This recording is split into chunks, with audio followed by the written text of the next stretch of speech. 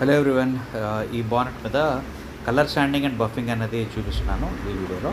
So నేను ఇప్పుడు చూపిస్తున్న ఏరియా 1200 పేపర్తో శాండింగ్ చేసింది. ఇప్పుడు చూపిస్తున్న ఏరియా అంతా ఫ్రెష్ పెయింట్ అనమాట. సో మనం పెయింట్ వేయగానే నథింగ్ ఈజ్ 100% పర్ఫెక్ట్ కదా, ఎందుకంటే మన రోబోస్ కాదు. సో మనం చేసిన దాంట్లోనే ఎంతో కొంత ఆరెంజ్ పీల్ వస్తుంది. ఆరెంజ్ పీల్ని తీసేసి మళ్ళీ దాన్ని షైనింగ్ వచ్చేటట్టు చేయడమే కలర్ శాండింగ్ అండ్ బఫింగ్.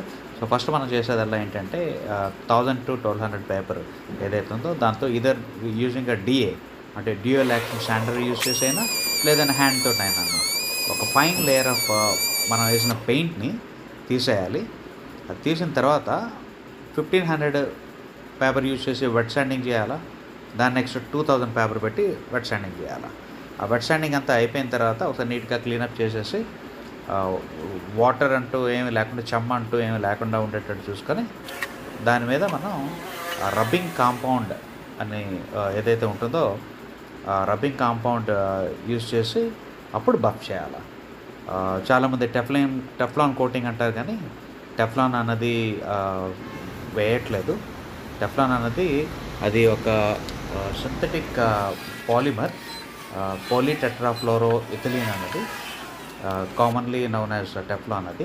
కానీ అది ఎవరు చేయట్లేదు. అది చేస్తే వెల్ అండ్ గుడ్, కానీ చేయకుండానే దాన్ని మామూలుగా ఇప్పుడు నేను చూపించిన కలర్ శాండింగ్ అండ్ బఫింగ్నే వాళ్ళు టెఫ్లాన్ ట్రీట్మెంట్ అనేస్తున్నారు, which is wrong. So Teflon treatment ఒక కెమికల్ వాడాలి. At the same time ceramic coating అన్నది కూడా అప్లికేషన్ ఆఫ్ లిక్విడ్ పాలిమర్. అందులోనే ఆ లిక్విడ్ పాలిమర్లోని సిలికా డయాక్సైడ్ ఉంటుంది, which forms hard and glass. అది ఆ లేయర్ అప్లై చేసినప్పుడు. సో మనం మామూలుగా ఎప్పుడైతే ఈ శాండింగ్ పేపర్స్ తోటి శాండ్ చేస్తామో మనం వేసిన పెయింట్ని 2000 పేపర్తో చేసేటప్పటికే చాలా నీట్ ఫినిష్ వచ్చేస్తుంది. దాని తర్వాత ఎప్పుడైతే రబ్బింగ్ కాంపౌండ్ పెట్టి దాన్ని పాలిష్ చేసేస్తాం, బఫ్ చేసి పాలిష్ చేస్తామో ఇంకా మంచి ఫినిష్ వస్తుంది. సో ఈ పెయింటింగ్లోని ఎవరైనా ట్రైనింగ్ తీసుకుందాం అనుకున్నా, లేదా either mechanical are electrical AC works training తీసుకుందంటే మమ్మల్ని సంప్రదించండి. We are located in Vizianagaram, Andhra Pradesh. Thank you.